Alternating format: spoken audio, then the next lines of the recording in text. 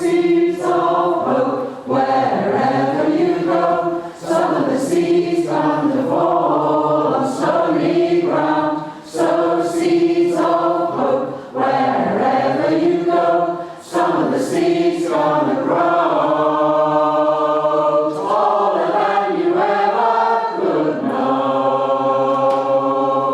As many of you know, we are called the Sea Green Singers after the Levellers, a political movement for rights and equality in the time of the English Civil War. Tonight we bring you a selection of prose and songs in our production Hear the People's Voices, England's Hidden History in Song and Story. This is our response and challenge to racism and the rise of a narrow and aggressive English nationalism. We are taking our country back, but not from Europe, not from the outside world, but rather from the forces within our own country that seem to be working against the common good.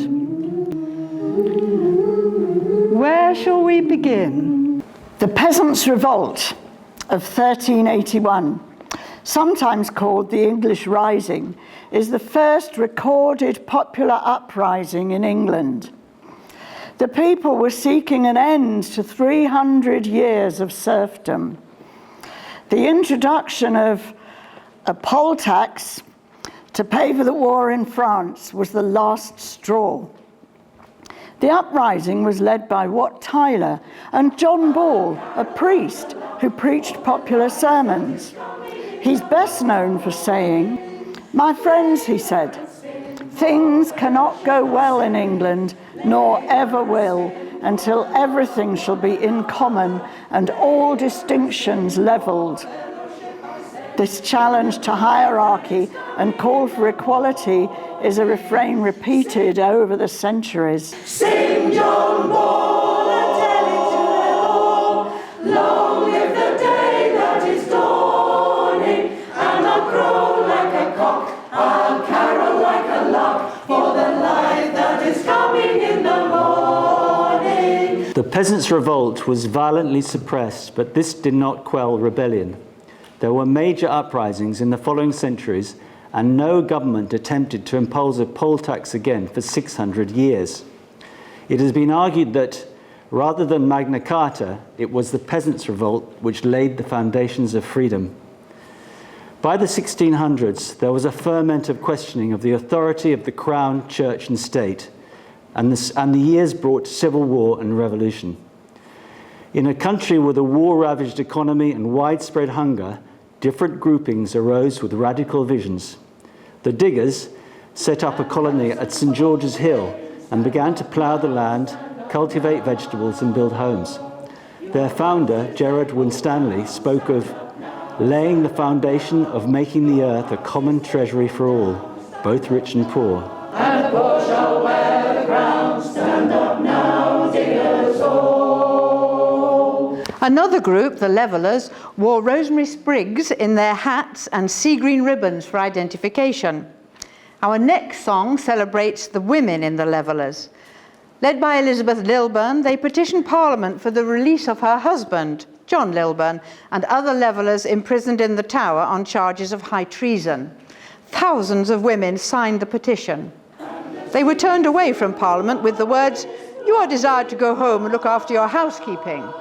"What will you have?" demanded Cromwell, to which they responded, "Those rights and freedoms of the nation that you promised us." These bonny besses, as they were called, led the first recorded mass public demonstration by women. We are the bonny besses in their sea green dresses, and we spit on your abuse of this power. We say free honest John from the Tower. The Diggers were concerned with land rights, the Levellers sought equality. The authority of the church was challenged by many dissenting religious groups, such as the Quakers. The Quakers did away with priests and ritual and claimed all men and women were equal and had a direct relationship with God. They refused to pay church taxes, would not swear oaths of allegiance and were persecuted for their convictions. Quakers spoke plainly and dressed simply, opposing the fashions of the times. George Fox, one of the founders of Quakerism, was noted for travelling around the country in clothes made of leather for durability rather than style. Old leather breeches, shaggy, shaggy locks. Old leather breeches, shaggy, shaggy locks. With your old leather breeches and your shaggy, shaggy locks, you are pulling down the pillars of the world, George Fox. The Quakers' refusal to take up arms became the foundation of conscientious objection to war and commitment to peace. English history can't be seen in a vacuum, and it was very much influenced by wider events. In the 18th century, the French and the American revolutions spread and embedded notions of individual rights and freedoms. Tom Paine, author of pamphlets such as The Rights of Man and Common Sense, was involved in both the French and the American revolutions, urging people to kick off religion and monarchy. He died a pauper in Manhattan, and although author William Cobbett brought his bones back to England for a proper burial, he too ran out of money, and Tom Paine's bones went missing for good. I will dance to Tom Paine's bones, dance to Tom Paine's bones, dance in the oldest boots I own to the rhythm of Tom Paine's bones. Tom Paine's bones may have disappeared without trace, but the Norfolk town of Thetford, which initially rejected their native son, now has a statue outside the town hall with his words, "My country is the world, my religion is to do good." Thomas Paine talked of his feelings of indignation about slavery. When we think of the movement to abolish slavery, we think of familiar names such as William Wilberforce, Thomas Clarkson, and John Newton, author of Amazing Grace. But there had been a black presence in Britain for at least 2 centuries, and they organised and lobbied for abolition in a campaign group called the Sons of Africa. The autobiographies of Olaudah Equiano and Mary Prince, who had been born into a slave family in Bermuda, brought the experience of slavery to life for readers in England. Mary Prince was the first woman to present an anti-slavery petition to Parliament. She wrote, "For few people in England know what slavery is. I have been a slave, I have felt what a slave feels, and I know what a slave knows. And I would have all the good people in England to know it too, that they break our chains and set us free." Virginia, Virginia, oh, and I think on friends most dear, with a bitter, bitter tear, and alas, I am weary, weary, oh. The 19th century saw many struggles for greater representation. Hunger was widespread as the Corn Laws made bread unaffordable. There were food protests in Manchester before the event in 1819 that became known as the Peterloo Massacre. Thousands gathered, many wearing their Sunday best and carrying banners demanding parliamentary reform to hear Henry Hunt, a famous orator. Local magistrates ordered the yeomanry to arrest the speakers. The crowds linked arms at the hustings to prevent the arrest, so the cavalry was sent in. Hundreds of men, women and children were seriously wounded, and some died from their injuries. Salute once more these men of yore, who were to conscience true, and gave their blood for common good on the fields of Peterloo. Peterloo led to the rise of the Chartist movement. The Reform Act of 1832 failed to extend the vote beyond property owners. So, in 1838, a People's Charter was drawn up with 6 demands: the right to vote for all men, voting by secret ballot, abolition of property qualifications for MPs, payment of MPs, equal constituencies, annual parliamentary elections. One of the leading Chartists was William Cuffay, son of a former slave. who served on the National Executive and was voted president of the London Chartists. We march, we rest, and march again upon the years.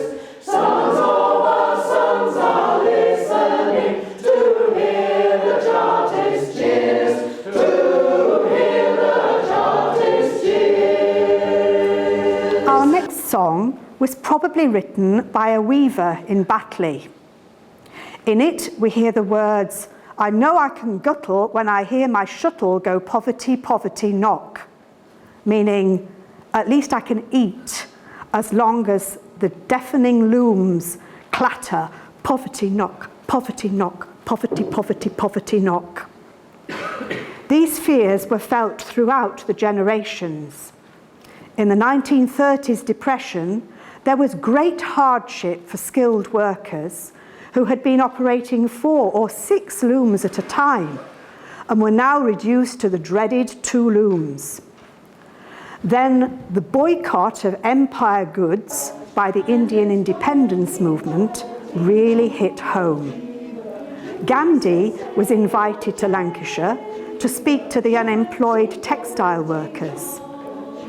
My out-of-work grandparents were in the crowd to see him, in the hope he would help them when he saw the poverty there.